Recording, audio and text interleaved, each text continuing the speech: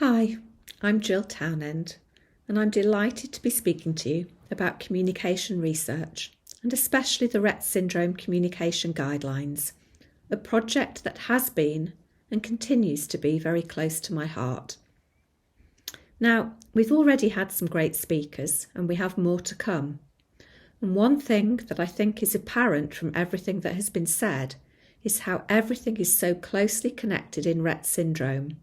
Every symptom, every feature has an impact on all aspects of life. For the child or adult with Rett syndrome, their family, caregivers, and the professionals who work with them, the therapists, doctors, and teachers. And that is just the same with communication. Communication is so vitally important for every aspect of life, for the relationships we build with people around us, for expression of wants and needs, feelings, opinions, self-determination, and life choices.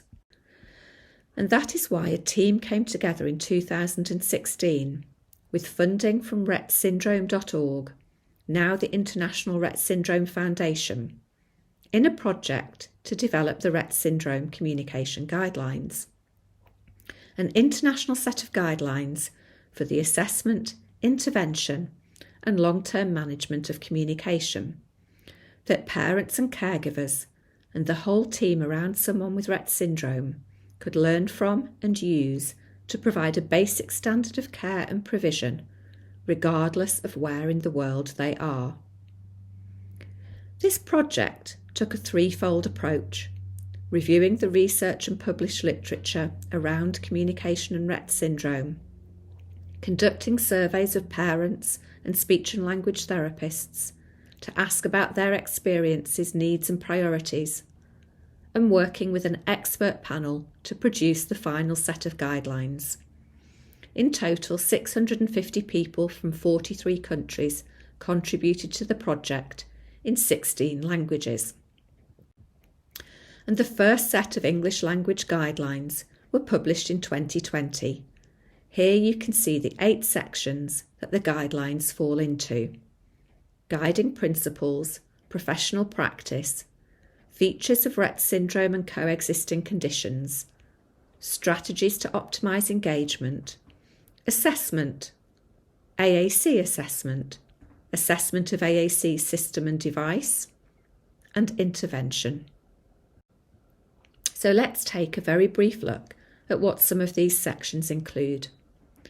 I've already mentioned that everything is interconnected in Rett syndrome, and here you can see a figure that highlights how all of the things that you're hearing about in this conference impact communication.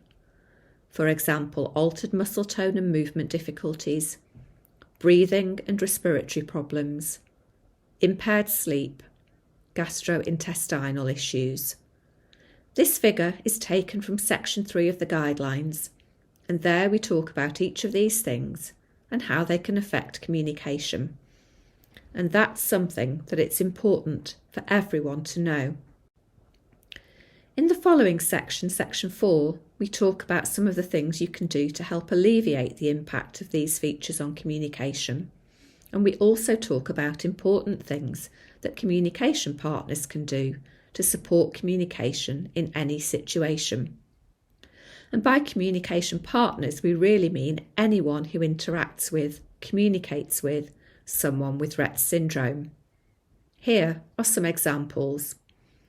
Communication partners should have an open mind to the communication potential of the individual with Rett syndrome, be responsive in their interactions, acknowledging and reinforcing all communication attempts, be consistent in approach, language and vocabulary, adapt to natural situations and activities so that opportunities for communication are created, keep communication in the here and now, follow the individual's lead, make the individual's AAC system or device available at all times, give feedback and attribute meaning, use multimodal communication, model vocabulary as they talk to an individual throughout the day, make sure that vocabulary, topics and activities are appropriate to the interests of the individual, and be aware of delayed response time.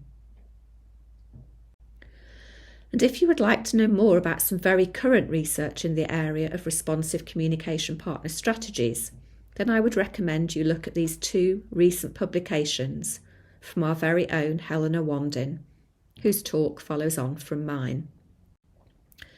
In Section 5, we explore assessment, especially assessment of language and cognition. And one of the messages the guidelines strive to get across is that all people with Rett syndrome are not of low intellectual or cognitive ability. It's simply that we have not been assessing them in the right way previously. People with Rett syndrome have intelligence and can learn, but need a way to be able to show that. And the key way is through tapping into their use of eye gaze and eye gaze technology, both for assessment and for communication. Here are some examples of the statements and recommendations the guidelines make. Assessment should not take place at a single moment in time. It should be ongoing and dynamic. Assessment should be part of a team process. Standardised assessments may not accurately reflect an individual's underlying ability, nor their communicative and learning potential. Yet standardised assessments may be adapted to obtain information on certain specific skills. And these adapted assessments can be used to assess expressive language, receptive vocabulary, and cognition. Adaptations may include modifying presentation of test materials, for example, mounting items on a board, using partner-assisted scanning, eye gaze, or other AAC strategies as response modalities. Assessments should include identification of the most appropriate access method for an individual, for example, their eyes or their hands. And largely, eye gaze is the best access method for assessment of cognition and assessment of receptive and expressive language skills. And once again, if you'd like to know more about recent research which demonstrates the value of adapting assessments, here are some publications I'd recommend. One of which was a study that I undertook with two colleagues in the UK, Callie Ward and Shula Chiat, to assess language and cognition, based on two earlier studies in America and Israel. And then a slightly different type of assessment tool developed by Helena to assess visual attention. And in the final section of the guidelines, we explore intervention, a huge topic, with recommendations in many areas. Here are just a few examples. Communication should be developed across multiple modalities. An individual should have more than one AAC system or device for use in different situations and settings. A low-tech system should always be available as a backup for a high-tech system. Language intervention should begin with exposure to a robust vocabulary so that potential for communication is unlimited, and that robust vocabulary can be used in conjunction with a smaller set of choices that are appropriate for specific situations. Vocabulary in an AAC system should allow for change and flexibility. Developing a yes-no response is important for all individuals with Rett syndrome, and partner-assisted scanning can be used once a yes-no response has been established. Aided AAC can be introduced and used successfully in adulthood, and aided AAC can also be used by individuals who are ambulatory. And then communication intervention and management should start early and be lifelong. Goals to expand the range of communication functions should be included, and communication intervention will help the individual to become more autonomous as a communicator. Again, a couple of recent articles for further reading, reviews that provide interesting summaries of interventions for people with Rett syndrome, including communication interventions. And here, some recent articles focusing on the value of eye gaze technology for developing cognitive skills, communication, and independence for people with Rett syndrome. So, having given you a very brief overview of the guidelines, How can you access them and share the information? What languages are the guidelines now available in? We have several options for sharing information. We have infographics available in different languages, the handbook in both the full and reduced formats available in multiple languages, and a series of webinars. Here are links to some webinars that myself and another member of the project team, Teresa Bartolotta, have given in English for the IRSF. And here are the languages that the guidelines have been translated into.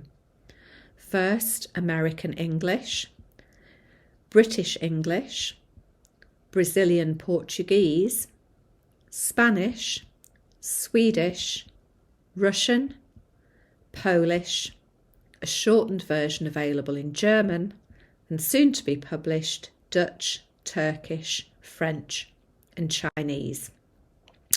Finally, here are the references for the guidelines and an article we wrote about their development. And if you are interested in working with me on a translation into your own language, then please do get in touch. I'd be pleased to discuss that with you. Thank you very much for listening.